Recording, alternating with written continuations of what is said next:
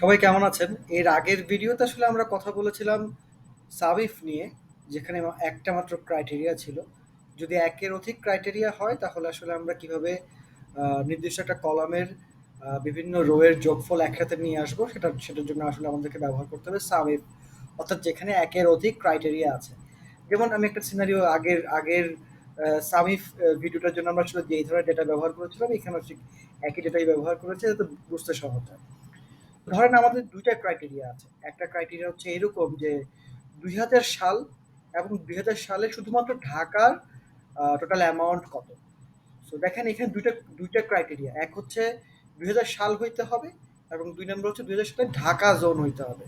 So এখানে ২০০০ সালে অন্য কোনো জোন হইলে হবে না। যেমন ২০০০ সাল রাজশাহী জোন, এখানের এই যে 30 অ্যামাউন্ট এটা আমরা চাই না।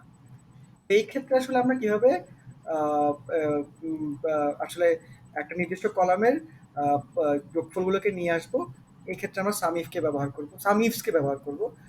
ধরেন আমরা শুরু করলাম, ধরেন ইকুয়াল টু দিলাম, সাম ইফস লিখলাম, দেখেন সাম ইফ না ইফস, ব্র্যাকেট শুরু করলাম, করার পর দেখেন এখানে প্রথমেই বলতেছে সাম রেঞ্জ। সাম ইফ এবং সাম ইফস এর মধ্যে একটা ডিফারেন্স আছে। এই ক্রাইটেরিয়া এর মধ্যে, যে ধরেন এখানে প্রথমে আসলে সাম রেঞ্জটাকে চায়, যেখানে সাম ইফ এর মধ্যে বেসিক্যালি প্রথমে চাই হচ্ছে ক্রাইটেরিয়া রেঞ্জ। ধরেন এখানে আমাদের জন্য সাম রেঞ্জ হচ্ছে ডি কলাম, সিলেক্ট করলাম, কমা দিলাম, দেওয়ার পর আমাকে বলতেছে criteria range one. So criteria range one হচ্ছে এ কলাম, যেখানে ২০০০ সাল আছে, কমা দিলাম, দেওয়ার পর আমাদেরকে ক্রাইটেরিয়া ওয়ান বলছে।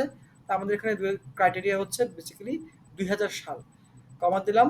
ক্রাইটেরিয়া টু বলতেছে, ক্রাইটেরিয়া টু হচ্ছে জোনের নেম, জোন সিলেক্ট করলাম, কমা দিলাম, এবং এক্ষেত্রে আমাদের জোন হচ্ছে ঢাকা, যেটা জি টু সেলে লেখা আছে, সেটাকে সিলেক্ট করলাম, ব্র্যাকেট ক্লোজ করলাম, এন্টার দিলাম। আমাদেরকে বলছে 64। আমরা কিন্তু আমাদের কাঙ্ক্ষিত রেজাল্টটা পেয়ে গেছি। সো যারা সাম ইফ ভিডিওটা দেখছেন, ওখানে আরো কয়েকটা ইম্পর্টেন্ট পয়েন্ট আমি বলে রাখছি, যেখানে হচ্ছে নিউমেরিক ভ্যালু হলে কিভাবে আসলে ফর্মুলা লেখা যায়, অথবা টেক্সট হলে এটাকে ডাবল ইনভার্ট করার মধ্যে লিখতে হয়, কেন লিখতে হয় সেখানে বলা আছে, আপনারা ওই ভিডিওটা দেখে নেবেন।